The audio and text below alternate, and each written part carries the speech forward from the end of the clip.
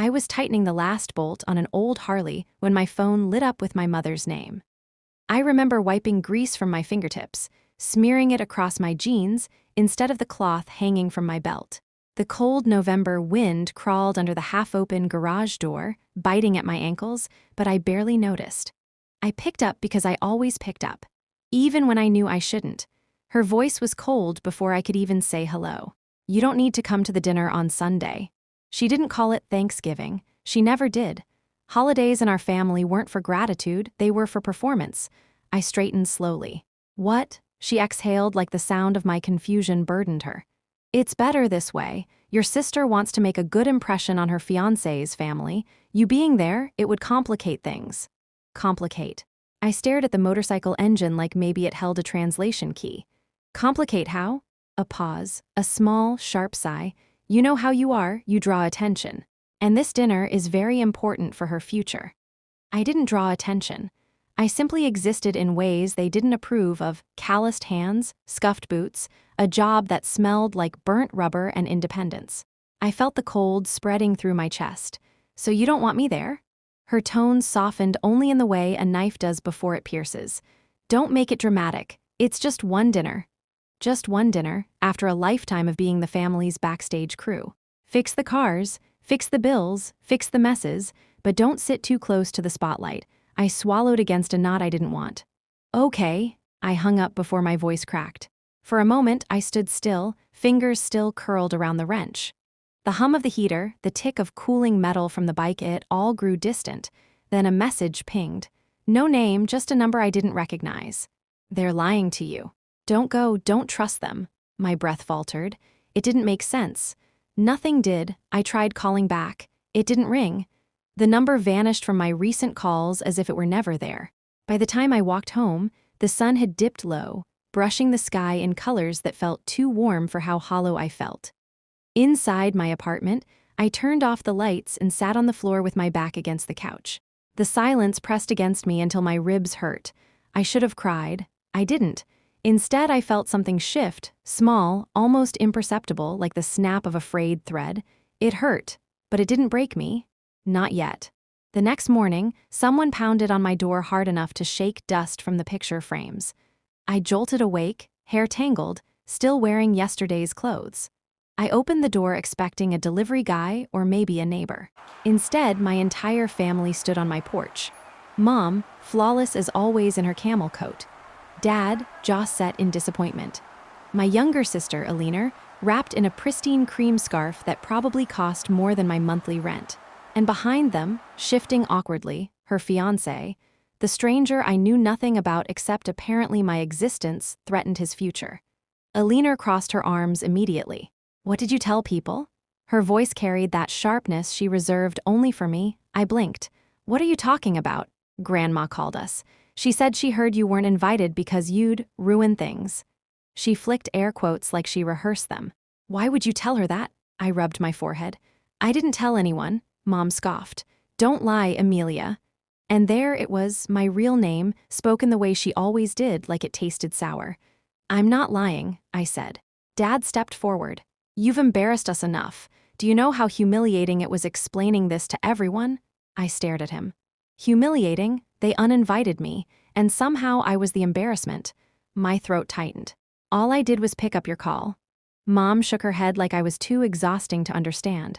"We told you politely, but you always do this. You twist stories.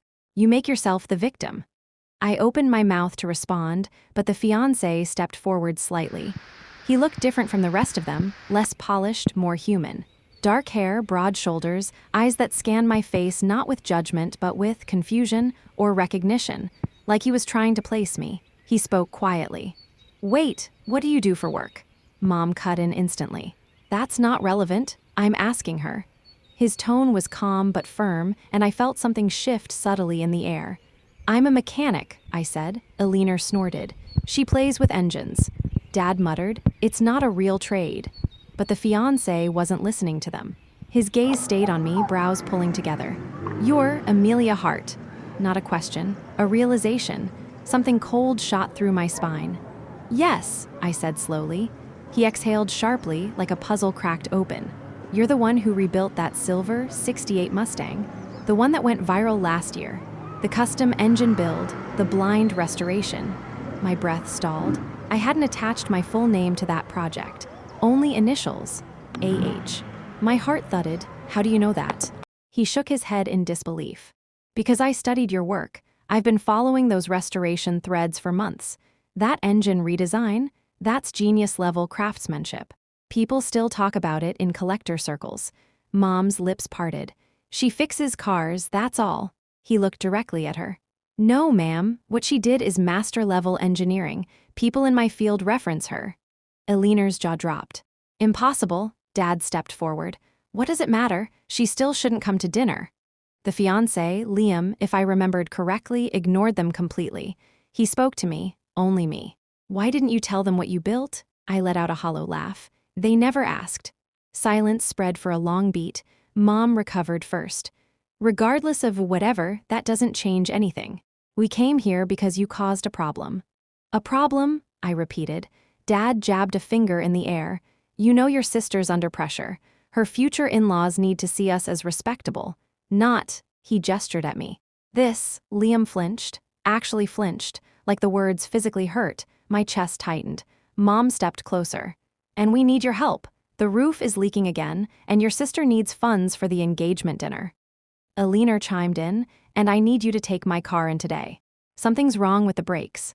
Also, I need money for daycare, so if you could just transfer. Words flooded my ears like dirty water. Requests, demands, expectations, not apologies, not explanations, just entitlement.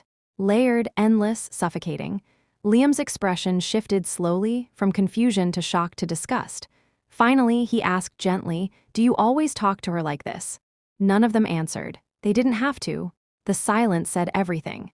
I exhaled. No, I said softly. Mom perked up.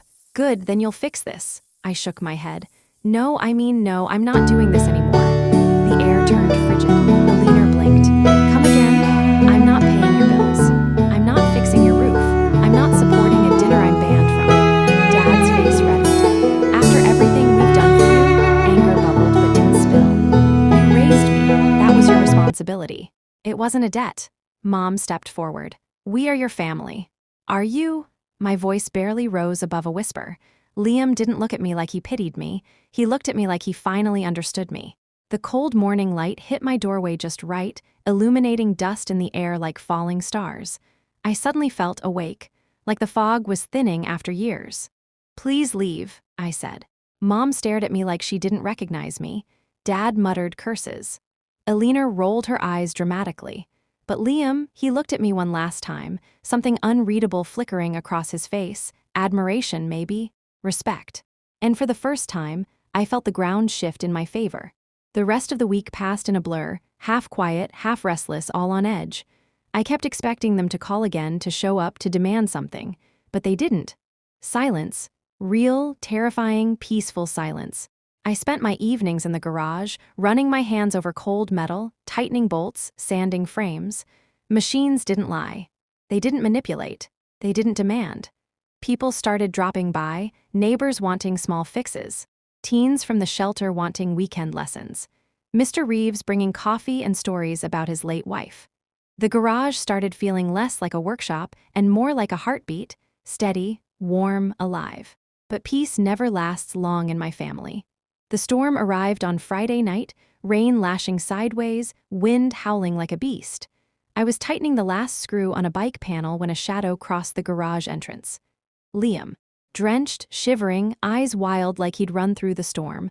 I froze. What are you doing here? He stepped inside hesitantly, water dripping from his hair onto his coat. I need to talk. I wiped my hands on a rag. About what? He swallowed hard. My family met your family. I stiffened. And, he exhaled shakily. They told my parents you're dangerous, manipulative, jealous of your sister. That you lie for attention.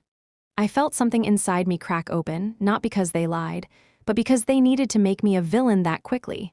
Effortlessly. Familiar. I laughed once, dry, humorless. That sounds like them? Liam shook his head. I didn't believe them. I needed to see you. I needed to hear your side. My jaw tensed. Why? We're strangers. His voice softened. Because the way they spoke about you didn't match what I saw. The rain beat against the garage roof like applause to some bitter performance. I leaned against the workbench. What did you see? He hesitated. Then, someone who stood alone in a house full of people pretending to love her. Someone who built something with her hands and her heart, while people who should have supported her stepped on her instead. I stared at him. Words lodged in my throat. He ran a hand through his wet hair. When I saw how they treated you, it reminded me of someone. Who? My sister. His voice trembled. She was the scapegoat in our family. Everything that went wrong was her fault. Everyone else could do no wrong. She left home at 19 and never looked back. My breath softened. Where is she now? A sad smile ghosted his lips. Alive, happy, fiercely independent. But she still won't speak to my parents. I folded my arms, trying to steady the shaking in my chest. So you came here to what? Save me? No, he said immediately. I came because I recognized the look in your eyes. The moment someone realizes their family doesn't love them the way a family should. His words landed so quietly they echoed.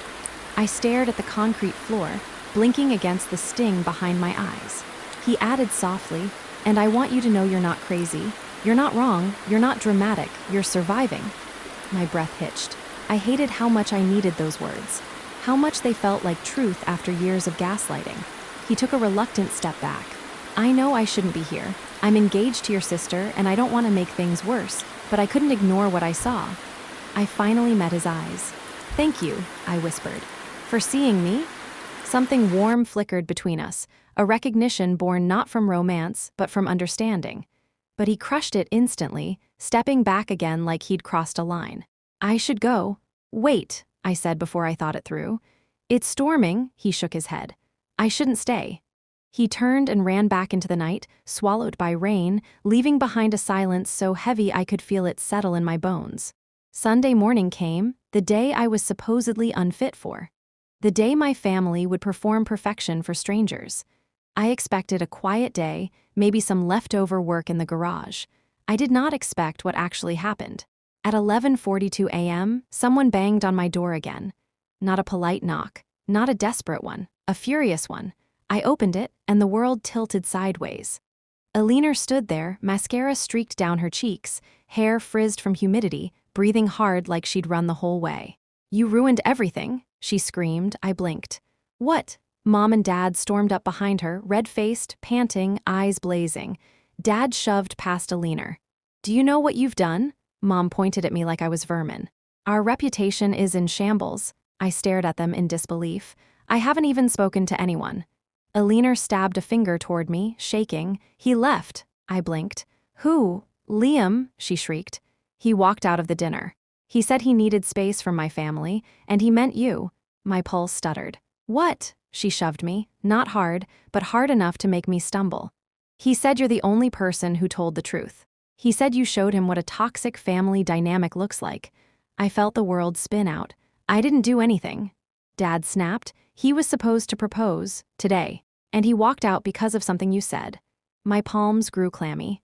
I didn't, Mom shouted. He said he couldn't imagine marrying into a family that mistreats one of their own. He said you helped him see it. I stood frozen. Silent. Stunned, they were collapsing, and they blamed me for lighting a fire I never touched.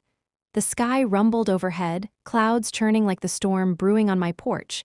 Alina's voice cracked. He said you're nothing like us, that you're genuine, real. Do you know how humiliating that was? He chose you. He didn't choose me, I said weakly. He chose the truth. Dad lunged forward like he wanted to grab me, but then a new voice cut through the chaos behind them. A voice I recognized instantly. Liam.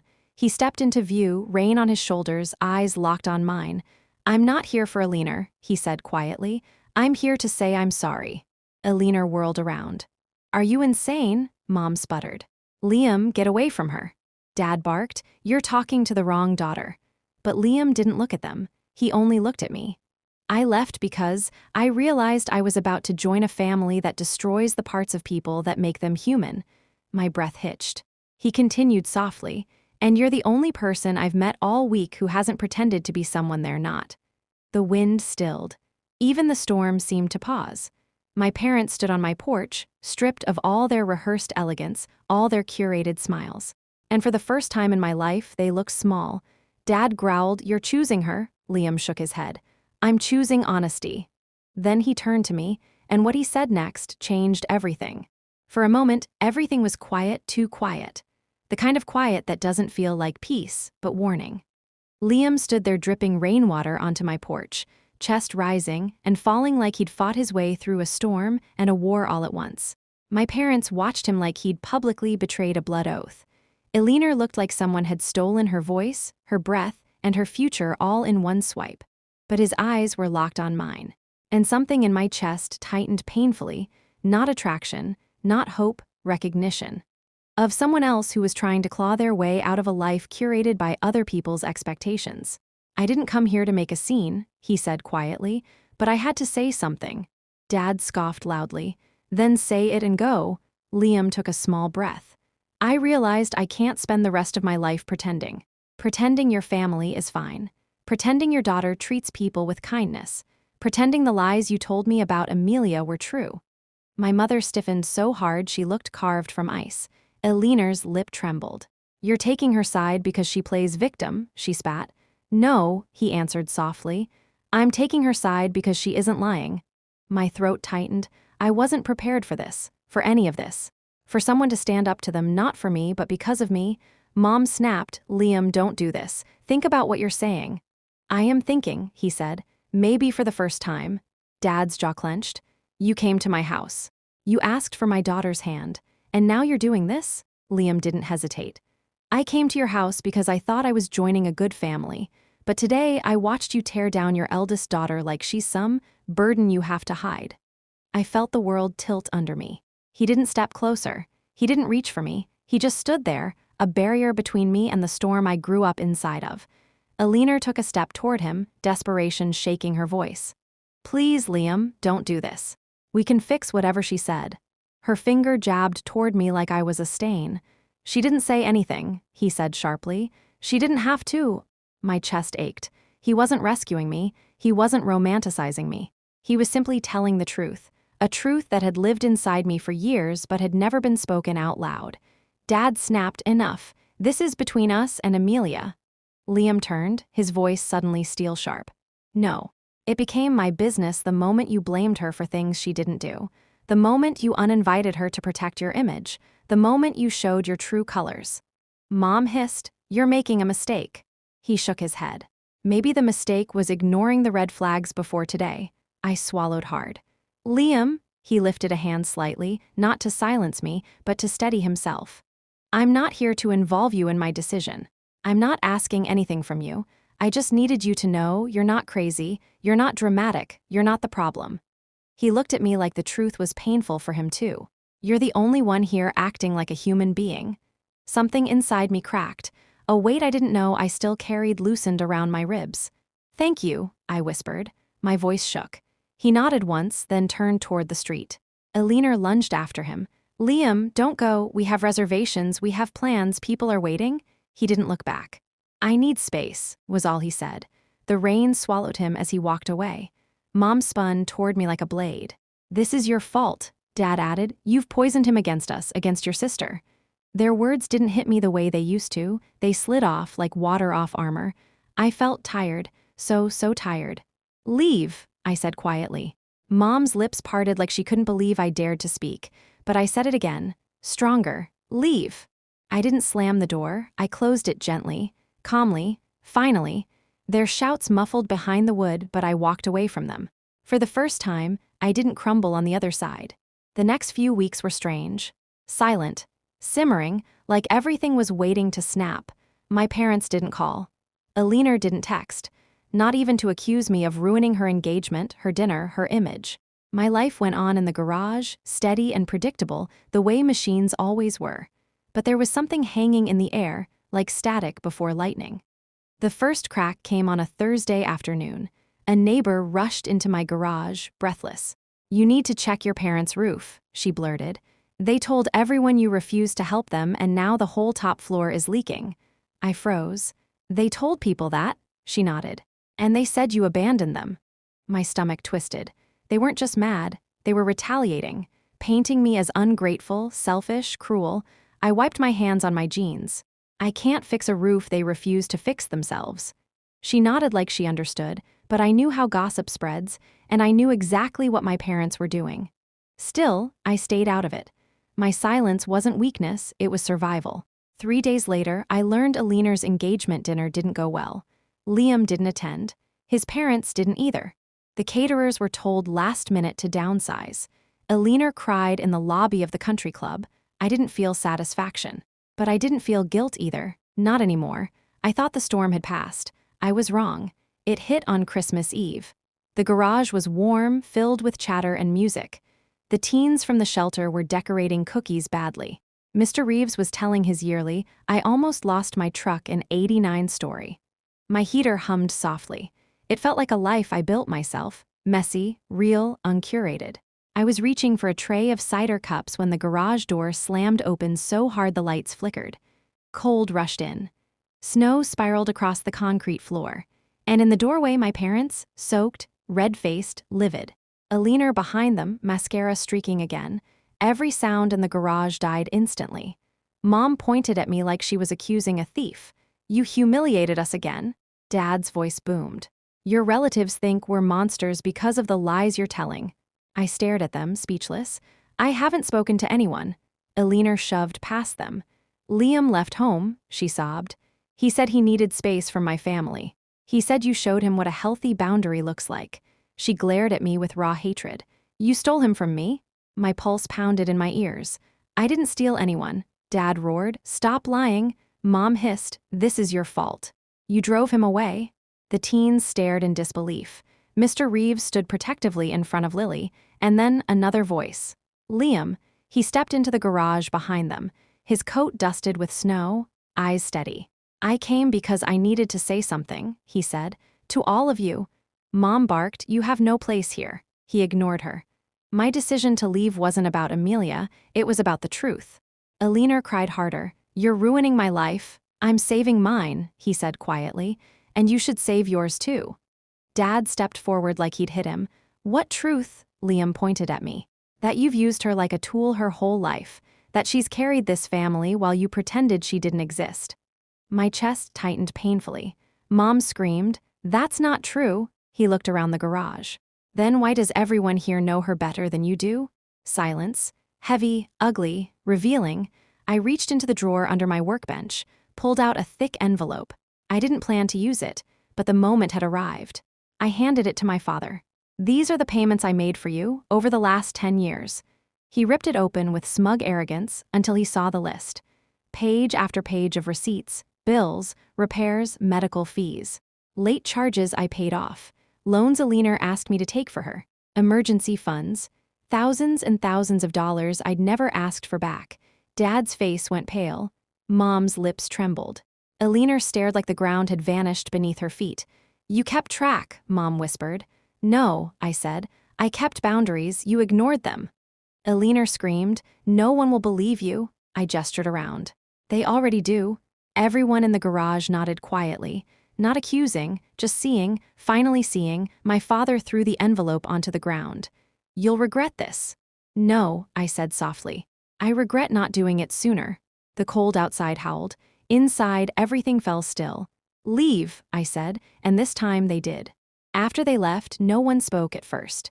The snowstorm outside rattled the metal roof. Lights flickered gently. Then Lily ran to me and wrapped her tiny arms around my leg. My breath cracked. The room softened again.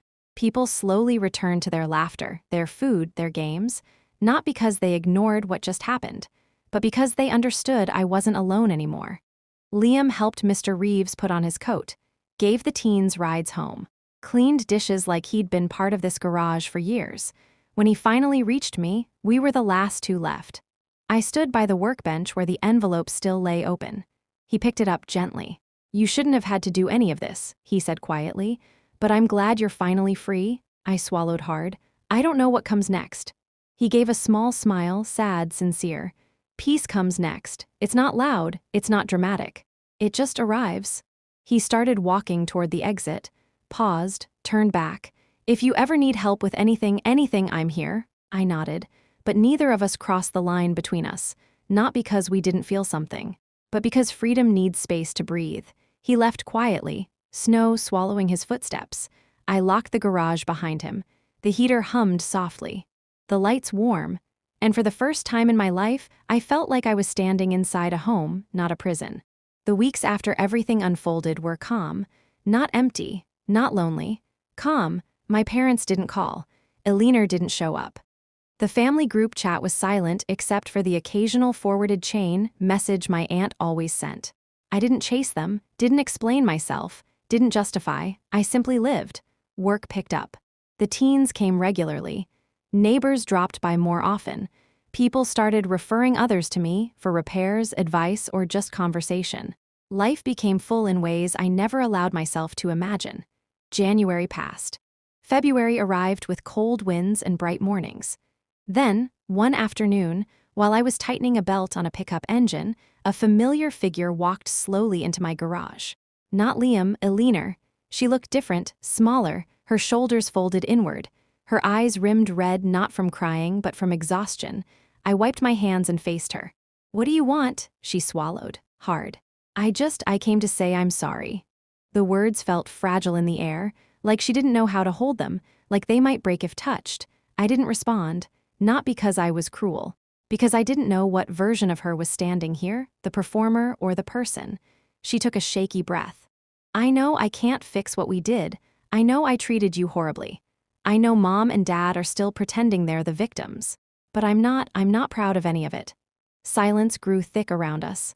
"Liam left," she whispered. "For good.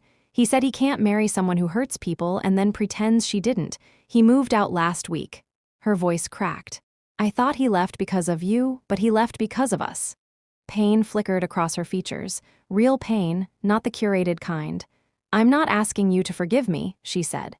"I just didn't want to continue living like the person I was." I exhaled softly. Not anger, not pity, something in between. "I hope you figure out who you want to be," I said. Gently, honestly. "But I can't help you do that." She nodded, tears glinting.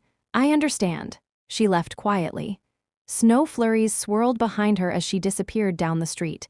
I leaned against the workbench and closed my eyes, not to cry. Not to break, but to breathe. Months passed. Spring thawed the ice on the roads. Summer warmed the metal walls of the garage. My life wasn't perfect, but it was mine. The noise was gone. The manipulation was gone. The weight on my back was gone. One evening, late in June, I stood outside the garage door, watching the sunset paint the sky in colors soft enough to heal old wounds. I felt small, but not insignificant. Small the way a seed is small, full of possibility. My phone buzzed, a message from an unknown number. For a moment, my heart jumped. But when I opened it, it wasn't a threat, or a demand, or a guilt trip. It was simple. "I hope you're doing well." I smiled, not because I needed him, but because life was finally gentle enough that I could appreciate kindness without fear.